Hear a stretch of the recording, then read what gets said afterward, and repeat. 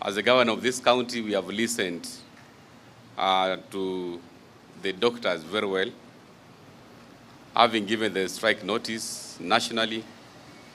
For the last 1 month, the doctors have been on strike, and the issues which they are raising range from delayed posting of interns, failure to provide comprehensive medical cover. These are at the national level.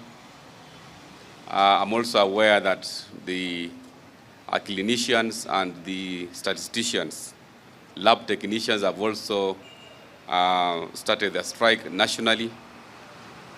Issues of promotions have been highlighted by the doctors as well as the clinicians and the lab technicians, delayed salaries and remuneration, the right to get mortgages and car loans. Now, the status in Kakamega, as at now, we have a few services which have been interrupted with because of the ongoing strike by the doctors. And one of the services has been the surgical services which have been interrupted with.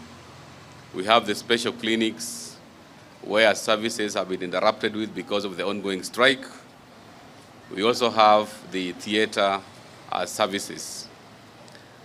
Unfortunately, also in our dispensaries, because of the national strike, some of the patients are no longer even going to our dispensaries, and yet we don't have doctors there.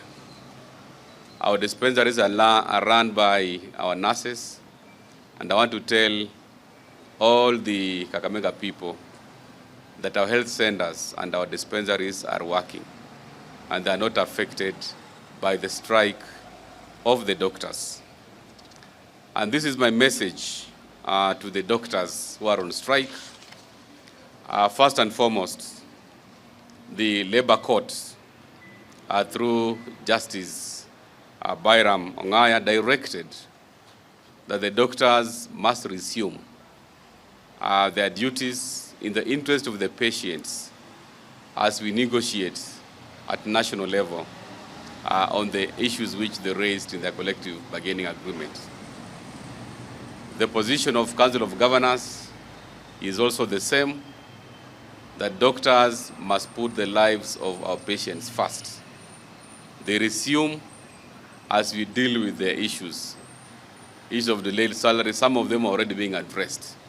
They are no longer issues as at last month.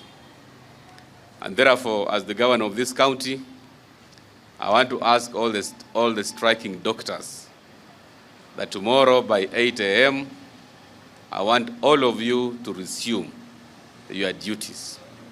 And any doctor who will not be at their workstation by 8 a.m., we shall not have any excuse other than releasing them.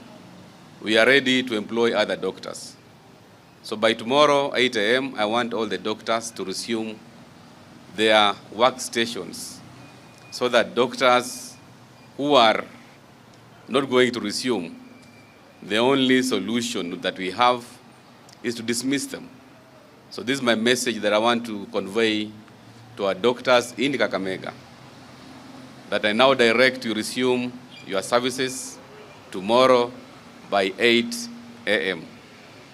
Failure to that, then we are going to institute disciplinary measures of dismissing all those doctors who have not taken up that advice.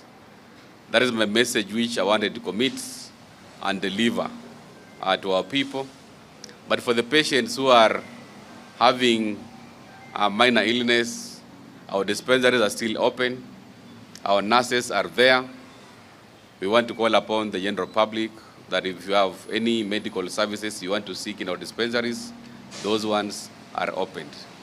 So sina mengi yangu ni kuambia wale madaktari ambao wanashiriki mgomo ambao unaendelea, ikifika kesho saa 2 ya asubuhi, nawaambia wasipokuja kazini hatuna budi, lazima tutawafuta kazi kuanzia kesho. Huo ndio msimamo ambao tuko nao, na lazima madaktari wetu pia watilie mkazo uamuzi ambao ulitolewa kotini ya kuambia warudi kazini, ili serikali ya county na serikali ya juu ya national government tukiangalia vile tutajadili maslahi yao, lakini wagonjwa wetu wasiendelee kuumia kwa sababu ya mambo ya strike.